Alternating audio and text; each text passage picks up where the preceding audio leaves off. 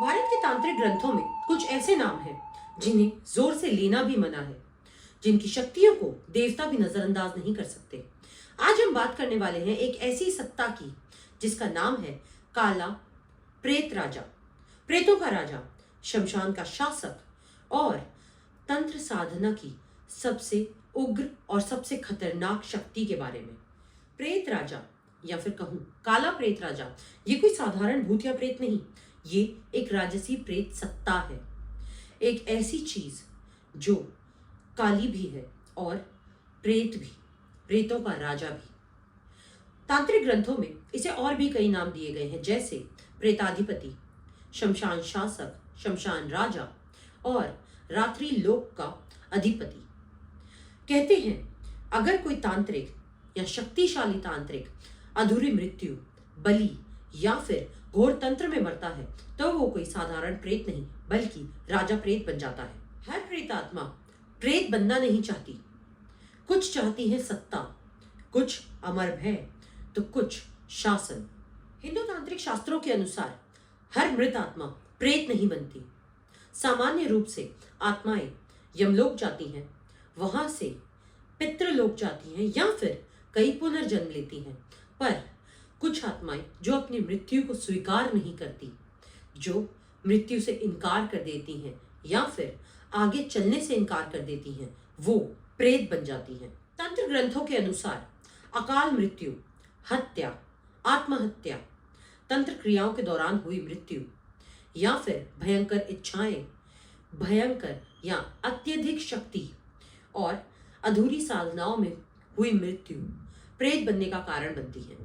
पर काला प्रेत राजा इन सभी प्रेतों से एक अलग स्तर पर होता है। तंत्र शास्त्रों में एक शब्द आता है प्रेताधिपति, अर्थात वो प्रेत जो बाकी प्रेतों पर शासन करता है, केवल वही काला प्रेत राजा कहलाता है। कहते हैं कि यदि कोई व्यक्ति अपने जीवन काल में राजा, तांत्रिक गुरु या फिर शमशान साधक हो और वो अपनी मृत्यु के वक्त अपनी मृत्यु को मानने से इनकार कर दे तो वो राजा प्रेत बन सकता है। प्राचीन लोक कथाओं में कहा जाता है कि कई 100 वर्ष पहले एक राजा था जो दिन में राजा पर रात में तांत्रिक होता था। उसने कई शमशान साधनाएं की। वो मां काली और भैरव की साधना किया करता था। वो मानव बलि भी दिया करता था। कहते हैं उसने मृत्यु से पहले आत्मा को बांधने के लिए एक तांत्रिक क्रिया की। अंतिम क्रिया में उसका मंत्र अधूरा रह गया और साधना टूट गई, जिसका परिणाम हुआ कि उसका शरीर मृत्यु को प्राप्त हुआ पर आत्मा नहीं गई। कहते हैं जब यमदूत उसे लेने के लिए आए तब उसने जाने से इनकार कर दिया और तंत्रों और मंत्रों से प्रतिरोध किया।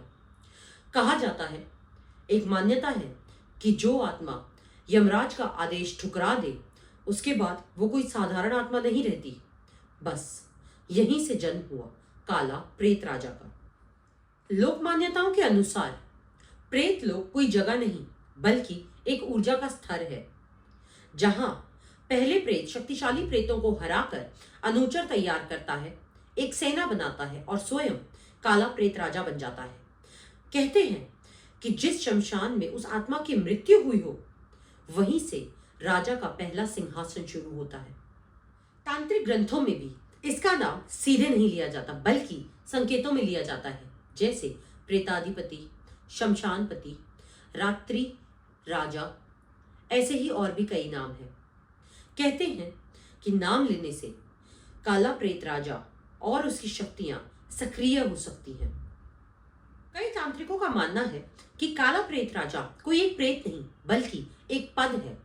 जो भी प्रेत आत्मा प्रेत लोक में अत्यंत शक्तिशाली और अत्यंत क्रूर बनकर विजय पाती है, वही इस पद को धारण कर लेती है और काला प्रेत राजा बन जाती है।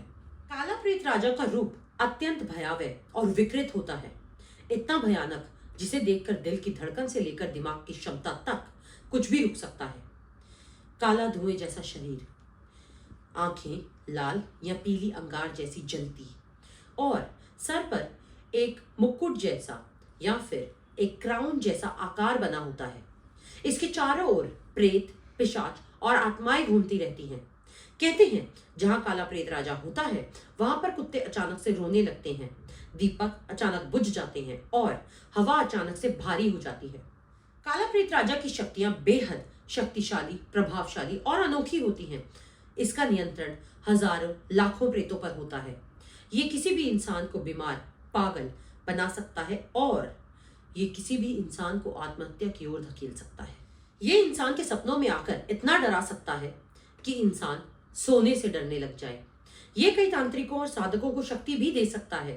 तांत्रिक या साधक इसे ज्यादातर शत्रु के नाश के लिए इस्तेमाल में लेते हैं, पर इसकी कीमत साधक या तांत्रिक को अपनी जीवन शक्ति, अपने जीवन संतुलन और कभी कभी अपनी जान देकर चुकानी पड़ सकती है। काला प्रेत राजा की साधना इतनी भयानक, तामसिक और क्रूर होती है कि तांत्रिकों और साधकों ने इसकी क्रिया और साधना के तरीकों को हमेशा गुप्त रखना ही सही समझा।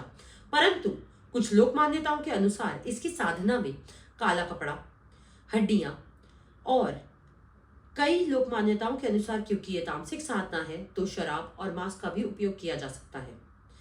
इसकी साधना केवल अमावस्या की रात को किसी उजाड़ बियाबान जगह, किसी उजाड़ हवेली, पीपल के पेड़ के नीचे या फिर शमशान में की जा सकती है। इसके लिए केवल अमावस्या का समय 12 से 3 बजे के बीच रात का समय उपयुक्त माना जाता है और सार्वजनिक सुरक्षा हेतु इसके मंत्रों का सार्वजनिक उल्लेख वर्जित माना गया है। तंत्र साधना में सबसे खतरनाक साधना करना नहीं बल्कि साधना को अधूरा छोड़ना माना जाता है। तंत्र में साधना में असफलता का मतलब केवल कुछ गलत मंत्र नहीं बल्कि काला प्रेत राजा की साधना में असफलता का मतलब है कि आत्मा ने आमंत्रण स्वीकार कर लिया पर साधक पूर्ण समर्पण नहीं दे पाया, और यही इस साधना की सबसे खतरनाक स्थिति मानी जाती है। तंत्र विद्या में इसे अर्धवाहन के नाम से जाना जाता है, मतलब कि तांत्रिक या साधक ने प्रेत लोक का द्वार खोल दिया पर उसे बंद नहीं कर पाया। परिणाम स्वरूप आत्मा बाहर रह गई और तांत्रिक असुरक्षित रहे। मान्यता है कि काला प्रेत राजा हर साधक की परीक्षा लेता है। ये परीक्षा साधना के बीच, साधना के बाद या फिर सपनों के माध्यम से ली जाती है। साधक को सपने में एक काला दरबार, एक सिंहासन और एक आदेश देती हुई आवाज आती है कि तूने बुलाया, अब पूरा कर। जो साधक डर जाता है बस वो वहीं टूट जाता है और यहीं से असली विनाश की शुरुआत होती है। राजा प्रेत कोई दया नहीं करता, वह केवल अधिकार करता है। काला प्रेत राजा के लिए साधक या तो भोजन हो सकता है या सेवक हो सकता है या फिर कोई सैनिक हो सकता है। बहुत कम मामले ऐसे हुए जहां पे असफल साधकों को किसी उच्च कोटि के गुरु, हनुमान या फिर भैरव तंत्र द्वारा बचाया जा सका। तंत्रों में भी साफ लिखा गया है। कई लोग कहते हैं और कई गुरुओं ने भी कहा कि बिना गुरु के अगर राजा प्रेत की साधना करोगे तो अपनी मृत्यु को स्वयं आमंत्रण दोगे। काला प्रेत राजा की साधना बेहद खतरनाक और मृत्यु का आमंत्रण मानी जाती है अगर असफल रहे, और बिना गुरु के बचाव भी बहुत मुश्किल हो जाता है। जिस भी इंसान को या साधक को बचाया गया वो भी कभी दोबारा सामान्य रूप से जी नहीं सका।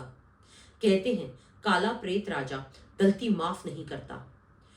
या तो जिसने उसे बुलाया है वो राजा बन जाएगा या फिर वो खुद प्रेतों की गिनती में शामिल हो जाएगा। काला प्रेत राजा की सच्ची घटनाएं और अनुभवों के बारे में जानने से पहले जरूरी है कि हम ये समझ लें कि इससे जुड़ी जितनी घटनाएं हैं ना तो वो किसी पुलिस रिकॉर्ड में मिलती हैं और अस्पतालों में भी इसकी फाइलें हमेशा अधूरी ही मिलेंगी, क्योंकि ये कहीं लिखा नहीं जा सकता, इसका कोई प्रूफ नहीं है। ये घटनाएं या ये कहानियां केवल गांवों में फुसफुसा कर सुनाई जाती हैं, जिसका कारण है डर और एक मान्यता कि नाम लेने से उसका आह्वान होता है। बंगाल और असम की बेल्ट पर एक गांव में कहा जाता है अमावस्या की रात को शमशान के पास से एक आवाज सुनाई देती है, आदेश देती हुई आवाज।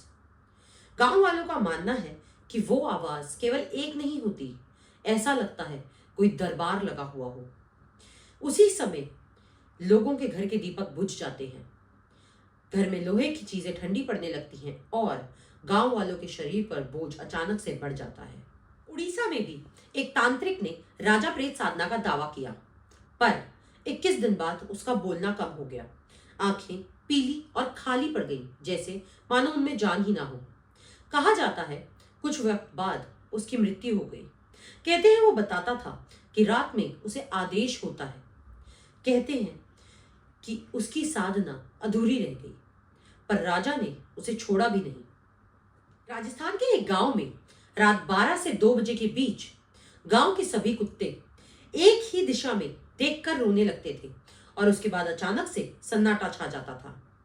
गांव के कई लोगों ने दावा किया कि उन्होंने रात में धुएं में एक साया चलता हुआ देखा, जिसके सर के ऊपर ताज जैसा या मुकुट जैसा आकार था, पर उसके पैरों के कोई निशान ना थे। पुराने गुरु अक्सर चेतावनी देते हैं। उनके अनुभव के कथन के अनुसार कुछ शक्तियां नाम से नहीं बनती। जो सत्ता आदेश देती है वो भोग भी मांगती है। इसीलिए इस कथन पर, इस टॉपिक पर ज्यादातर गुरु मौन साध लेते हैं। क्या काला प्रेत राजा आज भी सक्रिय है? इस सवाल का जवाब जानने से पहले यह समझना जरूरी है कि तंत्र में सक्रिय का मतलब ये नहीं कि कोई सत्ता रोज दिखाई दे। तंत्र में सक्रिय का मतलब है एक ऐसी ऊर्जा जो अपने होने का एहसास दिला सके, जो अपना प्रभाव दिखा सके और जो साधकों से संपर्क बना सके। काला प्रेत राजा को ऊर्जा सत्ता माना जाता है, ना कि कोई शारीरिक प्राणी। तांत्रिक मान्यताओं के अनुसार प्रेत लोग कोई अलग ग्रह या कोई अलग दुनिया नहीं, बल्कि चेतना की एक परत है। जब तक भय, लालच और मृत्यु के भय जैसे भाव बने रहेंगे, तब तक प्रेत लोग और उसके शासक हमेशा बने रहेंगे। पुराने तांत्रिकों और अनुभवी साधकों का विश्वास है कि राजा प्रेत कभी समाप्त नहीं होता, वह केवल चुप हो जाता है। कुछ मान्यताओं के अनुसार काला प्रेत राजा एक पद है।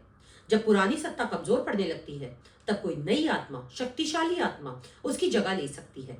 शायद इसीलिए अलग अलग युगों में प्रभाव बदले, कई बार अनुभव बदले, पर स्वरूप हमेशा एक ही रहा। ग्रामीण क्षेत्रों में आज भी लोग इसका पूरा नाम नहीं लेते, बल्कि संकेतों में बात करते हैं, जिसका कारण है ये डर कि कहीं वो ध्यान आमंत्रण न बन जाए। शायद ये सत्ता आज सो चुकी है, पर इसका डर, चेतावनियां और कहानियां आज भी इसे हमारे डर में जिंदा रखे हुए हैं। काला प्रेत राजा शायद कहीं बैठा इंतजार नहीं कर रहा, शायद वो हमारे डर में जिंदा है, और जब डर बुलाता है, कोई ना कोई दरबार फिर सज जाता है। अगर ये सब कहानियां होती तो सभी कहानियां एक सी क्यों होती? शायद काला प्रेत राजा सिर्फ एक कहानी ना हो, शायद वो चेतना की एक परत सच में जिंदा है, जिसे प्रेत लोग कहते हैं। काला प्रेत राजा मृत्यु से पैदा नहीं हुआ, उसने मृत्यु को जीतकर खुद को बनाया है। कहते हैं कि तंत्र वो ज्ञान है, वो अग्नि है जो रोशनी भी देती है और जला भी सकती है। काला प्रेत राजा इसी तरह शक्ति तो दे सकता है, पर कीमत हमेशा भारी होती है। अगर आपको ये वीडियो पसंद आई हो तो लाइक, शेयर और सब्सक्राइब कर दें। बेल आइकन प्रेस कर दें, इससे आपको आने वाली वीडियोस के नोटिफिकेशंस मिलते रहेंगे। डिस्क्रिप्शन में इंस्टाग्राम का लिंक दिया गया है, प्लीज जाकर फॉलो जरूर करें। आपको और भी काफी सारा कंटेंट मिलेगा देखने के लिए। और अगर हो सके तो कमेंट जरूर करें कि अगली वीडियो कौन सी एंटिटी पर बनाई जानी चाहिए। तब तक के लिए नमस्कार। मैं हूं आपकी अपनी साइकिक गाइड महिमा।